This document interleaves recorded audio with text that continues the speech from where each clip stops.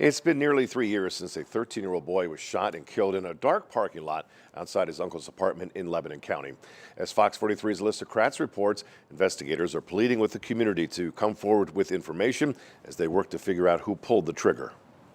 13-year-old Jason Rivera loved video games and sneakers. The young boy was full of life, but his life was tragically taken the night of February 15th, 2022. Jason sustained 2 gunshots to his head. They were not survivable injuries. There were no life-saving measures. Even if a trauma doctor had been on scene when Jason was shot, there was no surviving what happened to him. It happened around 9 o'clock in the parking lot outside his uncle's South Lebanon Township apartment where he was staying. The uncle told police he had sent Jason out to retrieve something from his car. His nephew would not return. He was at his uncle's Buick SUV. He had opened the driver's side door. He was kind of wedged in the crook of that door.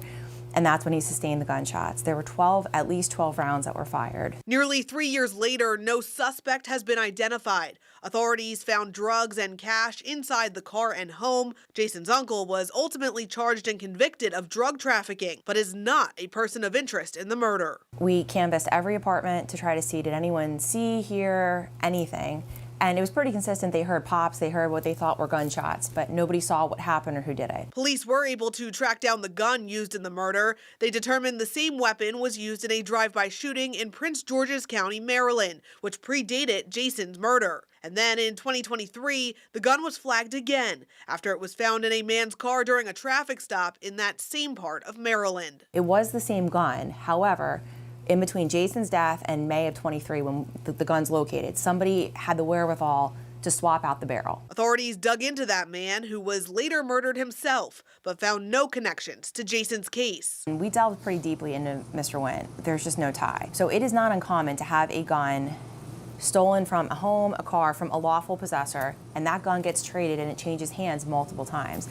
The weird part is it winds up in the exact same county where it was used prior to the homicide. With the 3-year anniversary of Jason's death just weeks away, the Lebanon County District Attorney is hopeful someone will come forward with more information. Clearly the person that pulled the trigger knows.